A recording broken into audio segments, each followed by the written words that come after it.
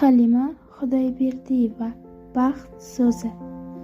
Baxtiyorman degan birgina so'zni aytish uchun kerak qancha kuch-chidam. Garchi baxt so'zlarining eng yoqimligi, garchi tursa hamki tilning uchida.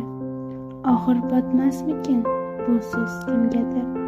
Tegib ketmasmikin oh-vohlariga? Qandoq bardosh berib yashayman keyin baxtsiz kimsalarning nigohlariga?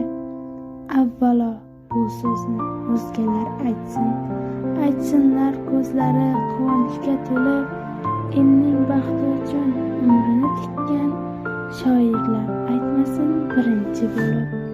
Bu so'zni bir umr aytmay yashadim. Har shodlik kelganda yurdim sekinroq, g'am so'zin elimdan avvalroq aytdim. Baxt so'zin